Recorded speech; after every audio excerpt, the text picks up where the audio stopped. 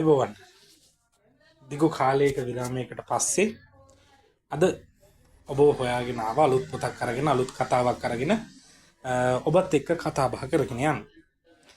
පහුගිය දිනවල ඇති වුණු අතිශය කාර්යබහුලත්වය නිසාවෙන්ම පොතක් ගැන ඔබට අදහසක් කියන්න, පොතක් ගැන ඔබත් එක්ක කතා කරන්න පුළුවන්කමක් මට ලැබුණේ නැහැ. නමුත් අද කාලයකට පස්සේ වුණ ආවා. දැන් මෙතනින් එහාට දිගින් දිගටම ඉන්න තැනක ඉඳන් පුළුවන් විදිහට අපි ඔබට පොතක් ගැන පොඩි කතා බහක් කරගෙන ඉන්න සූදානම් වෙලා ඉන්නවා. ඉතින් පසුගිය වැඩසටහන් දෙක පිළිබඳවම හොඳ ප්‍රතිචාර ලැබුණා. අඩුපාඩු මුණ ගැහිලා කිව්වා, කතා බහ කරලා කිව්වා. අපි මේ විදිහ වැඩසටහනකින් අවසන් වරට හම්බුනේ උපුල් ශාන්ත සන්නස්කල මහත්මයාගේ වස්සාන සිහිනය කියන පොතේ තුලාන්තය ගැන කතා කරන්න හම්බුණු වෙලාවේදී. මෙදා සැරෙත් අපි වගේම පොතක් අරගෙන ඇවිල්ලා තියෙනවා. නමුත් ඔබට ස්තුති කරන්න ඕන.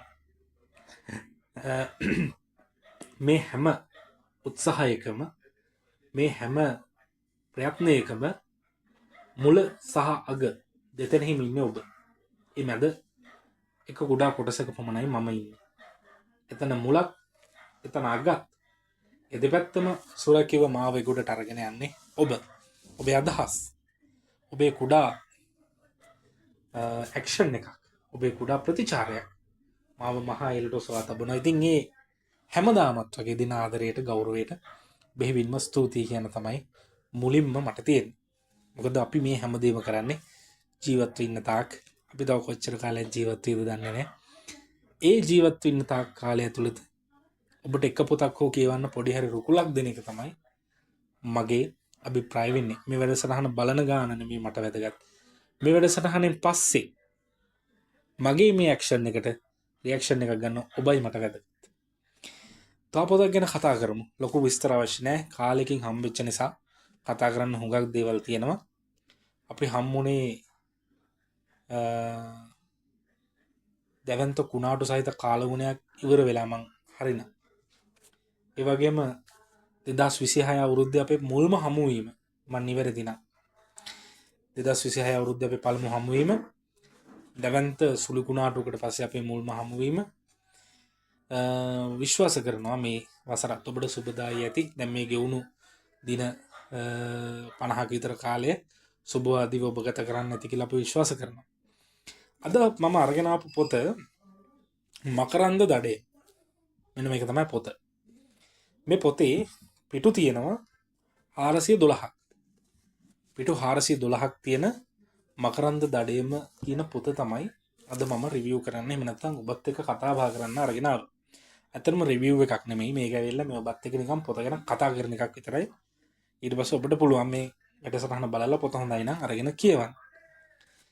පිටු 412කින් යුක්ත මේ පොත ප්‍රකාශයට පත් කරන්නේ MD ගුණසේන සමාගම.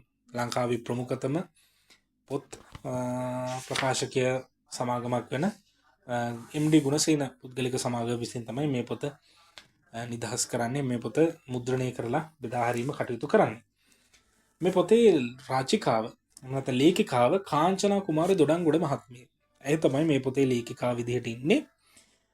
මේ පොත පොඩ්ඩක් ආයෙත් මම දෙවෙනි පාටත් පොඩ්ඩක් විපරම් කරලා බැලුවා.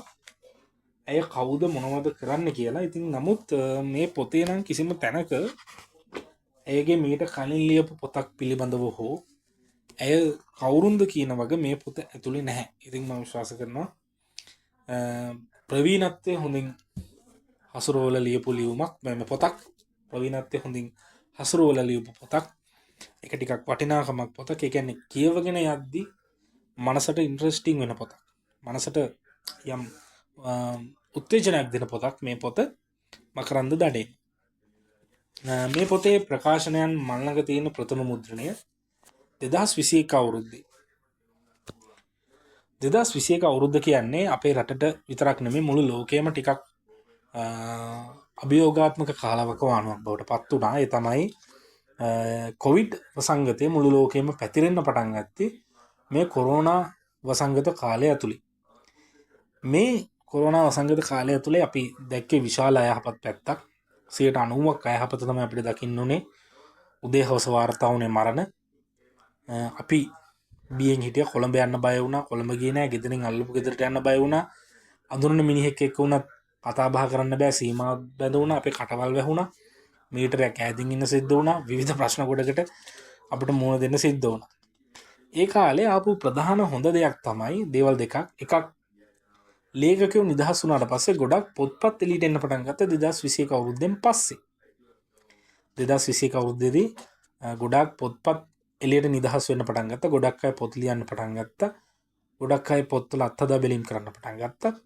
ඒ වගේම ලංකාවේ කන්ටෙන්ට් ක්‍රියේටර්ස්ලා කියන කොටස. එහෙම නැත්නම් අර YouTube වගේ අවකාශයන් වලට තිබුණු අඩු ඉඩ ටිකක් පුළුල් වෙන්න පටන් ගත්තා. ඔබට මතක නම් ඒ වගේ ගොඩක් අය කාලයක් තිස්සේ කරගෙන ඇවිල්ලා සාර්ථක නොවුණු ගොඩක් අය සාර්ථක වෙන්න පටන් ගත්තේ මේ කොරෝනා කාලෙදී. මම ළඟ තව පොතක් තිබුණා. උත්සාහ කරන්න ඔබට අරගෙන එන්න මේ තියෙන පොත. කොරෝනා කාලේ ආලේ කියලා පොතක්. කොලරා කාලේ ආලේ කියලා පොතක් මීට කලින් මම අහලා තියෙනවා. කොරෝනා කාලේ ආලේ මේ පොත ගැනත් අපි කතා කරමු. මේ පොත ලියන්නේ වෛද්‍ය ආසිරි මුණසිංහ මහත්මයා. මේ පොත ගැනත් අපි කතා කරමු. දැන් අපි කතා කරන්නේ වෙන පොතක් ගැන. මකරන්ද දඩයම. මේ පොත ලියන්නේ 2021 අවුරුද්දේ. කංචනා කුමාරි දොඩංගොඩ මහත්මිය තමයි මේ පොත ලියන්නේ. MD ගුණසේන පුද්ගලික සමාගම තමයි මේ පොත ප්‍රකාශයට පත් කරන්නේ. පිටු 412ක් තියෙනවා මේ පොතේ. එහෙම විශේෂිතයි කියලා පිදුමක් නැහැ. නමුත් පිදුම කර්තෘ සඳහනට පස්සේ මම එක තැනක හරි ලස්සන නිසඳසක් පොඩියට දැක්කා. මම මේක ඔබට කියන්නම්. මල් පිපෙන හැමතැනම මකරන්දයද ඇතිමුත් පිපෙන මල් නොතලා රුන් නුරන මලට සැබවින්ම පෙම් කරන බමරුන් අතර මකරන්දයටම ලොල්ව මල්හි අන් කිසිදු ගුණයක් නොදකින මල තලා සිඳරොන් ගෙන හපා විසි කර ඉවතට තවත් මල් ලුහු බැඳ මකරන්දයම දඩයම් කරන රුදු බමරුන්ද වෙති. මේ පොත පිටු 412ක් මම කියවුවා. මේ පිටු 412 කියවද්දි මම මේ පරිච්ඡේදයෙන් වෙන වෙනම කියුවේ. පළමු පරිච්ඡේදය කියවුවා පොඩි ඉඩක් ගත්තා. දෙවෙනි පරිච්ඡේදය කියවුවා පොඩි ඉඩක් ගත්තා. තුන්වෙනි පරිච්ඡේදය ගත්තා පොඩි ඉඩක් ගත්තා.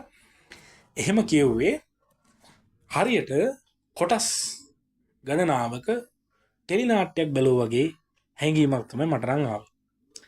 මේ පොත ඒකාකාරී නෑ. මේ පොතේ එන සිද්ධිදාමයේ විවිධ පැතිවලට අපිව අරන් යනවා.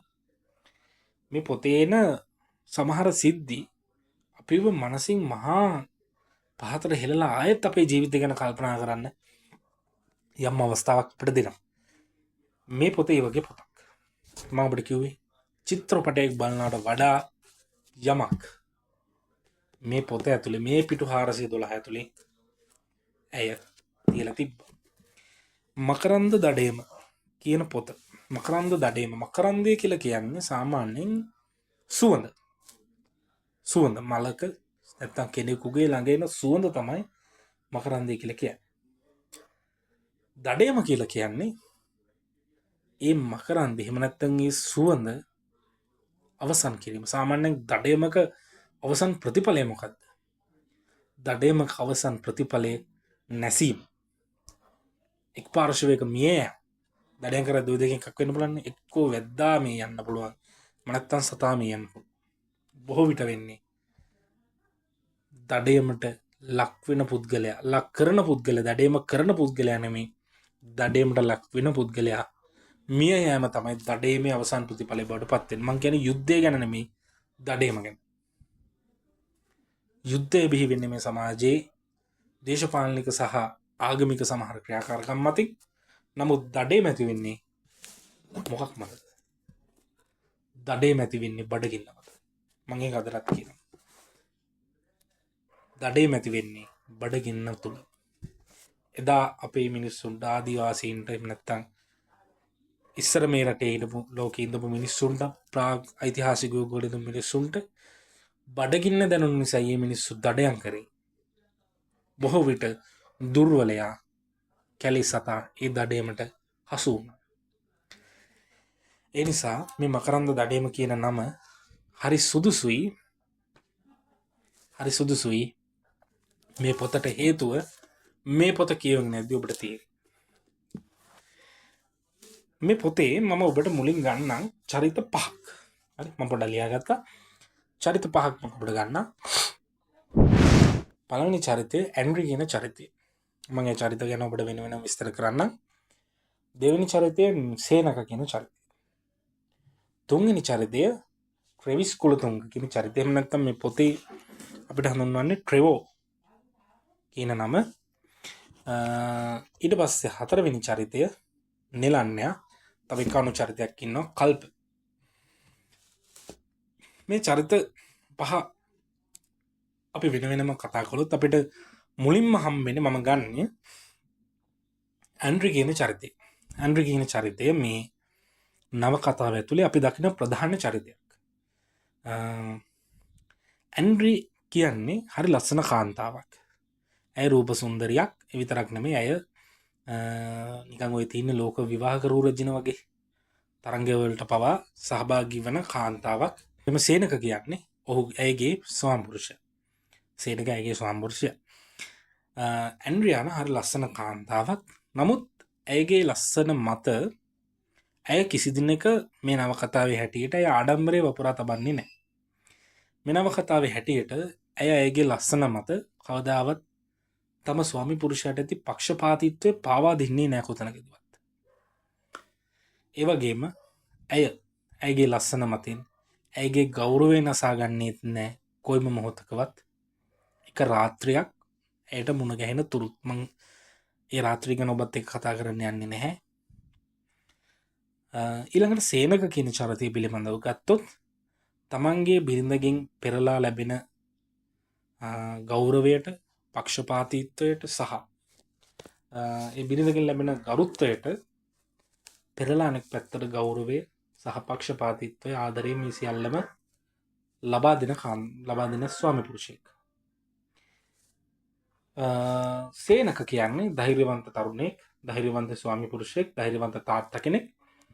ඒ වගේම ජීවිතයේ Tamanට හමු වෙන ප්‍රශ්නවලදී තරමක් කලබල වෙලා යම් කලබල වෙන්නේ. එහෙම නැත්නම් තමන්ගේ වෘත්තීය ජීවිතය ඇතුලේ හමු වෙන විවිධ ප්‍රශ්නවලදී ගොඩක් අභියෝගකට ලක් වෙන පුද්ගලෙක් විදිහට කිව්වොත් මම වැරදි නැහැ. සේනක කියන්නේ එහෙම චරිතයක්. තමන්ගේ බිරිඳට තියෙන ආදරය, ගෞරවය හැමදේම මත නමුත් ජීවිතේ වරද්ද ගන්න වැඩ ඉඩක් ඔහුට තියෙයි කියලා මේ කතාවේ මුල ඉඳන් තේරෙනවා කියවද්දී. මේ කතාව කියවද්දී ඔහුට ජීවිතේ වැඩිපුර ජීවිත ගැන මේ කතාව කියවගෙන යද්දී මේ කතාව කියවගෙන යද්දී ජීවිතේ කොතැනකෝ ඔහුට වරදී කියලා යම් ඉඟි පහළ වුණා. මට නම් එහෙම පහළ වුණා. ඔබට සමහර වෙලාවට පහළ වෙ කියන්නේ මේ ජීවිතේ සේනක කියන චරිතය ගොඩනැගිලා තියෙන විදිහ. ඔහුගේ කතාව කතා කරගෙන යද්දී මේ කතාව ලියන්නේ උත්තම පුරුෂ දෘෂ්ටි කෝණේ. මේ කතාව ලියන්නේ ප්‍රථම පුරුෂ දෘෂ්ටි කෝණේ. මේ කතාව කියවගෙන යද්දී සේනක කියන චරිතය දිහා මම බලද්දී මට තේරුනේ මුලින්ම තේරුනේ ඔහුට ජීවිතයේ කොතැනක හෝ වරදී කියන එක. මට එහෙම නව කතාවල එහෙම තේරිලා නැහැ. සමහරවිට නව කතාවක් කියන අපි මෙහෙම පරිගම මෙහෙම හරවලා අනිත් පැත්තට එනවනේ. මේක එහෙම ගතියක් නැහැ. මේක එක දිගට ලස්සනට ගලාගෙන යනවා. මුලදී අප කෙනෙක් ගැන ගන්න චරිත විනිශ්චය අවසානයේදීත් ඒ ආකාරයෙන්ම තියෙනවා. හරි අපූර්ව දෙයක්. කාංචනා කුමාරි දොඩංගොඩ මහත්මයා හරි අපූර්වට සිද්ධිය ගොඩනගලා එහෙම නැත්නම් මේ කතාව ගොඩනගීමේදී ඒක පාවිච්චි කරලා තියෙනවා. සේනක කියන්නේ එහෙම චරිතයක්. ඊළඟට අපි ගත්ත ට්‍රෙවිස් කුලතුංග. එහෙම නැත්නම් මේ නවකතාවේ හැටියට ඔහුට කියන්නේ ට්‍රෙවෝ කුලතුංග කියලා. ට්‍රෙවෝ කියන්නේ මේ සේනක වැඩ කරන තැන ආයතනයේ ප්‍රධානියා. සේනක වැඩ කරන එක ආයතනයක ප්‍රධානියෙක් තමයි ට්‍රෙවෝ කුලතුංග. එහෙම නැත්නම් ට්‍රෙවිස් කුලතුංග කියලා කියන්නේ. ට්‍රෙවිස් කුලතුංග කියන්නේ සල්ලි සහ බලය මත ඕනම දෙයක් තමන්ට ලබාගත හැකි කියලා හිතන චරිතය. සල්ලිත් බලයක් මුදුමුලට දැම්මම පස්සේ ඕනම දෙයක් තමන් ළඟට නතු වෙයි කියලා හිතන චරිතයක් තමයි ට්‍රෙවිස් කුලතුංග කියලා කියන්නේ. මේ ට්‍රෙවිස් කුලතුංග කියන්නේ හරි උපක්‍රමශීලී කපටි මිනිස්සෙක්. ඒ වගේම නපුරු මිනිස්සෙක්, නරක මිනිස්සෙක්. කපටි නපුරු නරක මිනිස්සෙක් තමයි ට්‍රෙවිස් කුලතුංග කියලා කියන්නේ ඒ චරිත හදලා තියෙන විදිය. කොටින්ම කියනවා නම් අපිට නවකතාවක සුපුරුදු පරිදි හමු වන පසමිතුරා තමයි ඔහු.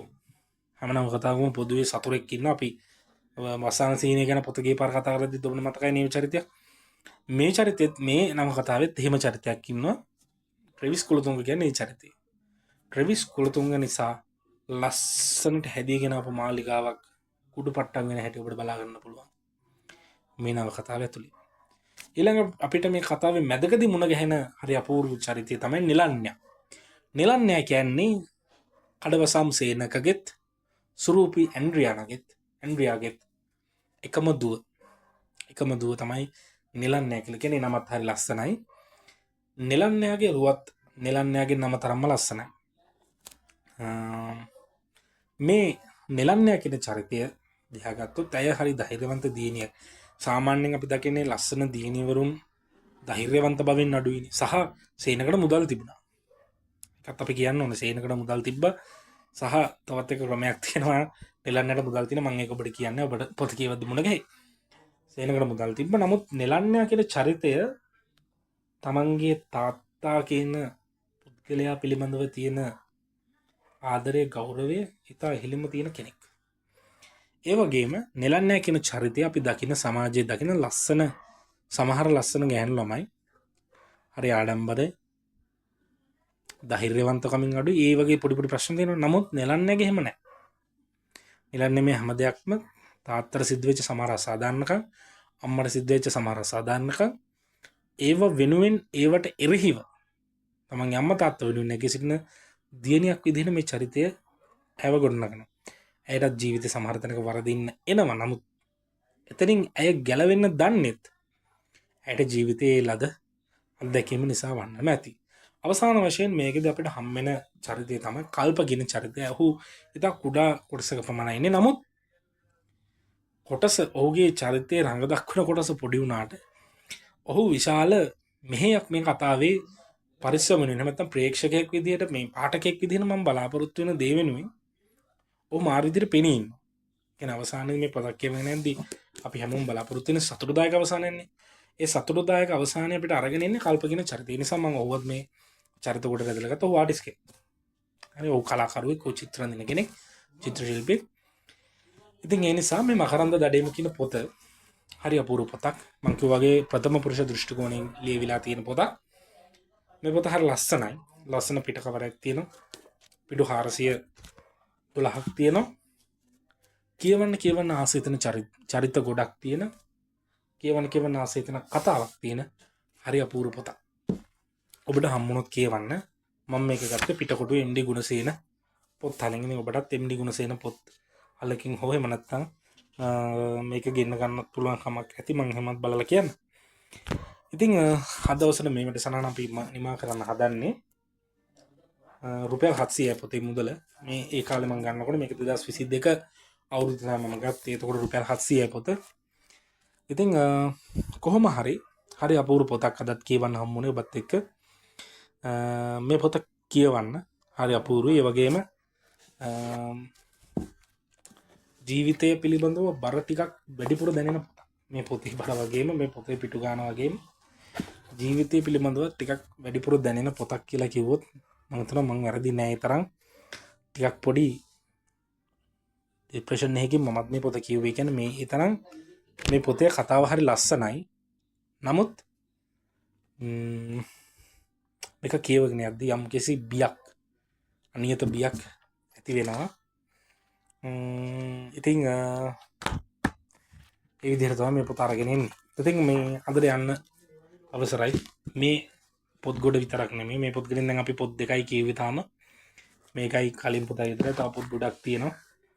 පුළුවන් වෙන හැම වෙලාවෙම ඔබට පොතක් ගේන්න බලමු. පොත් ගොඩක් තියෙනවා.